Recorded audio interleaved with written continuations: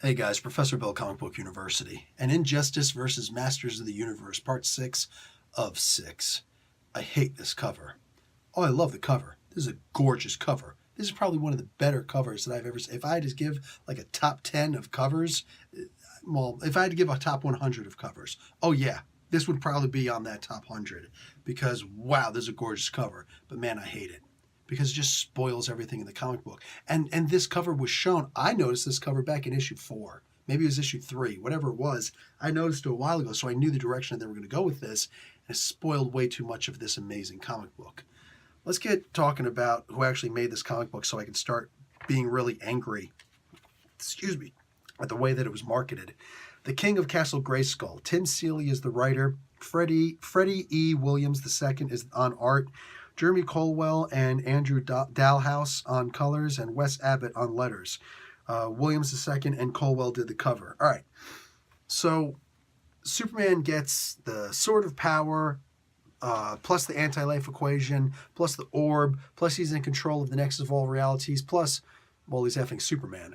So he is the legit most powerful being in the universe.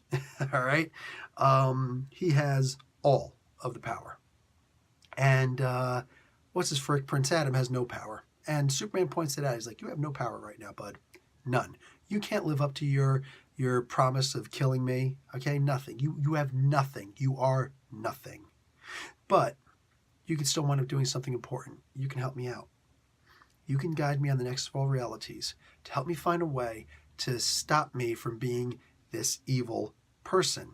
All right? Help me to prevent my wife and son from being killed so that I don't do something really stupid. Okay? So that I stay a good person. I go back to being a good person again. There's no regime, there's no injustice, nothing. The scene that they show, and it starts in the page before this actually with Prince Adam's eyes, man, down at the bottom. You know what I'm saying? And it just moves on in this page. There's a bit said there, but the power and the majesty, no words are necessary there, man. That is just amazing. That is damned amazing. So he helps him. He guides him through the nexus of all realities and hand on his shoulder and shows him how to look at all these different multiverses. Superman sees, okay, we avoided that one. My son and wife are alive. But then they get killed by a drunk driver. Or they get killed in an earthquake. Or they get killed by Anda, right? Here's the deal. He decides, you know what? All of these things are out of my control. But I have the anti-life equation, so I can put everything under my control. Well, I don't know about... You can control the minds of people. You're not going to stop an earthquake with that, you know? So, but anyway, he decides it's worth the risk. This is like the Booster Gold comic book, if anybody read that, by Jeff Johns, where there were certain unchangeable moments in history. Amazing. Amazing. Fixed points in history, I think they were. Fixed points in time, I think they were called. What do you call it? The most prominent of those, in the comic book at least, was the Killing Joke moment, where Barbara Gordon was shot and paralyzed. Here, he doesn't realize that and this is one of the reasons why I love comic books like this, man. It allows you to see different moments, and it really brings to bear, without telling you the answer, it shows you the answer, unless you figure it out for yourself. There was no single pivotal moment for Superman to not be evil. It was a choice. That's what it all was. It was a choice, just a choice. He had to choose to not let the environment around him cause him to be evil. Look, maybe he snaps and he kills the Joker anyway. Okay? I believe that people can kill and still be good. They're called cops. They're called soldiers. You know, I happen to be very close to that one. The idea is that you could still be a good person. You could defend your home, defend your family, whatever. And you could even just make a mistake, but still be a good person, you know? Superman just decided to escalate this in the way that comic books, typically do. You kill one person, oh my God, you know? So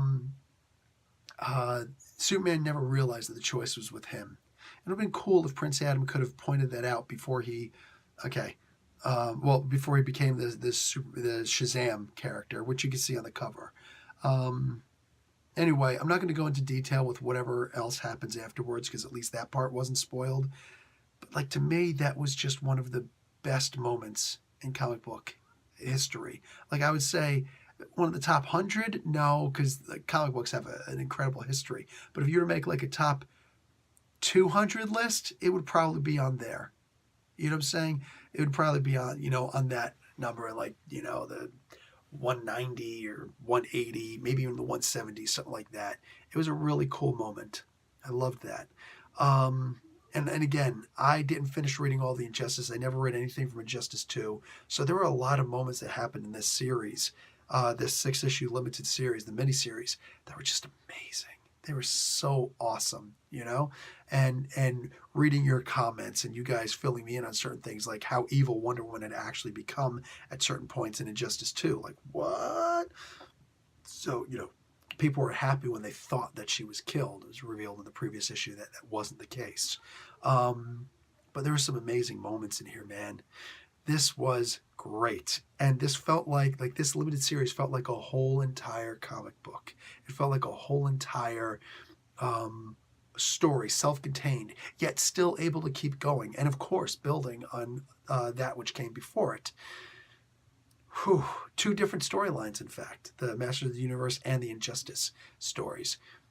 This was such an amazing moment in these 2 divergent stories. It's fantastic. I love when somebody like Tim Seeley, it's funny because I don't know how many people are into Injustice versus Masters of the Universe, or into Injustice or into Masters of the Universe. It's not the mainstream DC continuity, right? So, it's just one of those things. But, and more than that, I don't see enough people looking at these videos, of mine at least. I don't know if anybody else is doing these videos and they're getting like thousands of views on the Injustice vs. Masters of the Universe. If they are, awesome. And Tim Seeley deserves it. And Freddie E. Williams II deserves it. The people involved in this comic book deserve that kind of exposure. This was, and the only person who doesn't deserve good credit is whoever was in charge of marketing for this book. How could you sign off on this cover being made? Damn it. There are other ways to market. One of them is through people like me. You know what I'm saying? But you want to go around. You don't want to go through the superfluous, ideals that maybe, just maybe, one of these guys isn't going to like your comic book. Well, for one thing, consider sending the comic book for free early, because then you have time to actually sit with it. And if you didn't like the comic book, at least you didn't pay for it. You know what I'm saying? As nice as I am with comic books, a lot of times some of my, I wouldn't call it hostility, but a lot of my, my temperament comes from the idea. It's like, I just paid for this comic book. I'm not going to give you a positive review when I had to pay for this comic book and it stunk, But obviously there are a lot of us out there. So pick and choose. You know what I'm saying? But there are lots of ways to advertise the comic books, and nobody's really ever explored that before. And I wish that I knew a way to contact DC and explain to them, hey, there are other ways to do it. I'll do it. I've done marketing all over the world, damn it. But all that being said, I haven't sneezed a lot. This past 2 weeks being sick, I haven't sneezed a lot. That was weird. All that being said, this is a comic book that deserves to be put out there because these guys did an amazing job. The art, the story, everything about this. This is a moment. And this definitely belongs in one of those, hey, you remember when? Because I really loved this. I really did. And I felt like it would have been better if it wasn't spoiled. If word of mouth were to told people, hey man, you need to go and get this on trade paperback. Because legit, this was a great story. I don't know anything about what happened in Injustice most recently, and I don't know anything about what's been happening in the Master of the Universe story. But I jumped on this with issue 1, and I was in love with the story all the way through now.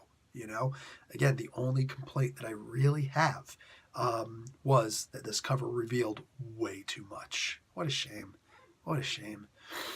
But it's rare when a comic book can do this much. A comic book series could do this much to you, an arc, more or less, a miniseries. But this was fantastic. If you didn't get this in comic book form, that's fine. Get it in trade. I can't imagine anyone not liking this. Seriously, I can't imagine anyone not liking this. Like, there was not a single time that I went up to the shelf to grab the physical issue, and I thought to myself, am I excited to no, I was like, dude, the last issue was great. The issue before that was great. The previous issue was great. I'm definitely picking up this comic book. There was no doubt in my mind whatsoever that each issue was going to be amazing. So getting all 6 of them at one time in trade, oh yeah. Shame that Christmas already passed. I'm not just being silly when I say that. It's a shame that Christmas already passed. What's the next holiday that you can give somebody? Hopefully somebody's got a birthday coming up. I'm serious. This was a fantastic limited series, and I don't know what else I can say about it.